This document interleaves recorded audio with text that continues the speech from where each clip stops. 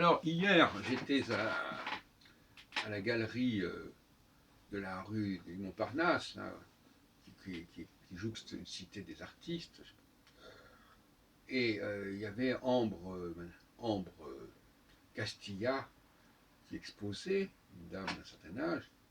Et alors, j'avais proposé, j'avais vu la veille, et j'avais composé une musique pour une de ses œuvres que j'ai mise en ligne. Et puis je suis venu le lendemain pour justement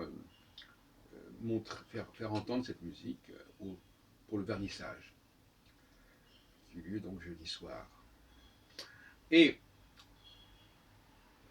ce qui est assez curieux, euh, c'est que les gens disent mais quel est l'instrument dont vous êtes servi pour faire cette musique? J'aurais répondu, ben, j'ai pas d'instrument, mon instrument c'est moi. Et quand je siffle, bon, ben, j'ai pas besoin d'un instrument. Et puis après, je leur ai passé une autre musique avec du piano, etc. Ils m'ont dit, mais alors quel instrument avec le piano, c'est quoi? Quel est cet instrument? C'était électronique, je sais pas quoi. Non, ben non, c'est le sifflement, c'est la voix.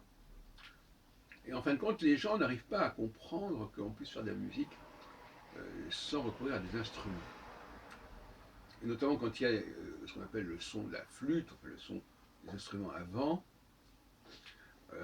il faut que ce soit un instrument. Alors que l'instrument à vent, il correspond justement à le vent. Le vent, c'est ce que nous pouvons faire avec la bouche, finalement.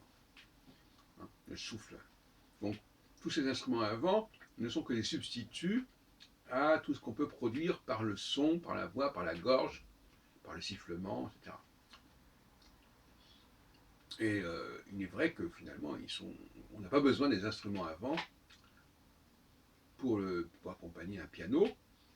On peut, je fais des préludes pour pianiste et pas pour piano, parce que pour moi, le pianiste, il doit à la fois jouer du piano et à la fois il a aussi une voix, il a aussi une bouche, il a une tête. Et avec cette tête, avec cette bouche, il peut produire des sons. Et il n'a pas besoin de quelqu'un à côté de lui pour faire de la flûte ou de la clarinette ou du saxo.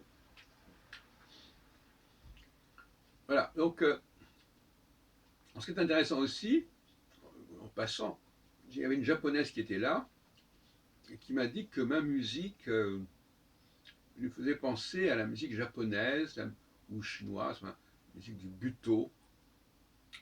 Et je me suis souvenu que dans mon enfance, enfin, dans mes premiers disques, j'avais eu un disque de musique chinoise. Et peut-être que quelque part, ça a pu imprégner mon inspiration musicale. Il serait intéressant de voir si la musique que je produis actuellement ne correspondrait pas davantage à l'esthétique japonaise et si elle ne pourrait pas se répandre au Japon. C'est une question que je me suis posée. Je me suis dit, tiens, après tout, elle n'a peut-être pas tort.